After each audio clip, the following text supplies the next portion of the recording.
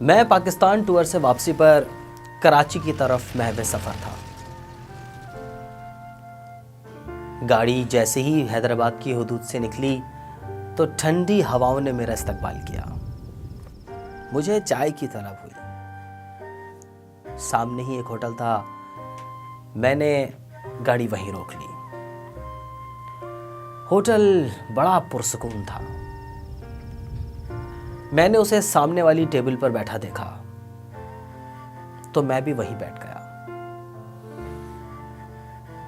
वो मुझे देखकर मुस्कुराया, मैं भी मुस्कुरा दिया। इतने में वेटर ऑर्डर लेने के लिए आ गया। इससे पहले कि मैं वेटर को कोई ऑर्डर देता, उसने कमाल मेहरबानी से मेरे लिए भी चाय मंगवा ली। मैंने गुफ्तगू का आगाज़ किया और उससे पूछा कि कुछ अपने बारे में बताओ, बड़े बेहाल दिखाई देते हो। उसने उदास आंखों से अपनी कहानी शुरू की। कहने लगा कि मुझे तो ये भी नहीं मालूम कि मुझ पर इतनी जिम्मेदारियां क्यों थीं। शायद इसलिए कि मैं घर में सबसे बड़ा था। मैं दिन रात मेहनत करता, शब व रोज़ काम करता ताकि घर में खुशहाली आ सके।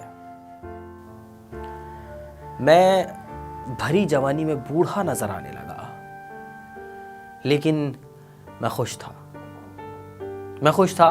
घर को जब भी मेरी ज़रूरत पड़ी, मैंने कभी मायूस नहीं किया। उसके लहजे में बला का एतमाद था। उसी लम्हे हल्की हल्की बारिश होने लगी। वो मुझे देखने में बहुत कमज़ोर लेकिन इरादों में बड़ा मजबूत महसूस हुआ। उसने हल्का सा तवक्कुफ किया और फिर बोला कि मैं अपनी ज़रूरियात मारकर अपने मस्कन का खर्चा उठाता, जिम्मेदारियां पूरी करता, मगर किसी के आगे हाथ नहीं फैलाता था। घर के हालात कुछ बेहतर होने लगे थे।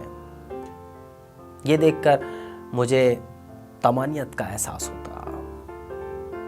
मगर फिर अचानक अफगानिस्तान से काफ़ी सारे मेहमान हमारे यहाँ आ गए।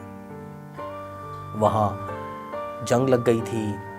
वो लोग लुटे पिटे हमारे यहाँ पहुँच गए। ऐसे में अब्बा ने हुक्म सादर किया कि अब ये लोग यहीं रहेंगे। मेरी फैमिली पहले ही बहुत बड़ी थी। मैं मज़ीद बोझ नहीं सहार सकता था। मगर ना तो मैं अब्बा को मायूस करना चाहता था और ना ही मेहमानों को इस मुश्किल में अकेला छोड़ सकता था। लिहाजा मैंने एक फ़ैसला किया। मैंने तजस्सुस से पूछा कि कैसा फ़ैसला? वो कहने लगा कि मैंने रातों को आराम करना छोड़ दिया। रात के आखिरी पहर में बस कुछ देर के लिए सस्ता लेता और फिर काम शुरू कर देता। उसकी अनथक मेहनत और कुव्वत फैसला ने मुझे बहुत मुतासिर किया।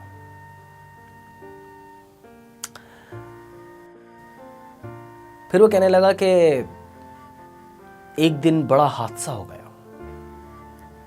कुछ शरपसंदों ने मुझे शदीद जख्मी कर दिया। मुझ पर गोलियां चलाई, मेरे कपड़ों को आग लगा दी।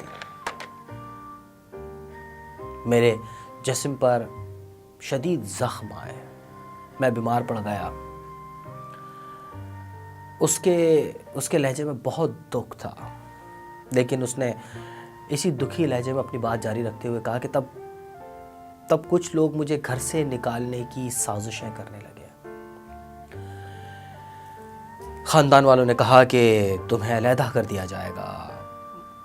मुझे उनके रवैयों और बातों से बेहद तकलीफ़ होती, मगर सच बात यह है कि मैं घर और ख़ानदान से अलग नहीं होना चाहता था। उसकी आंखों से आंसू गिरने लगे। मैं चुपचाप उसे देखता रहा।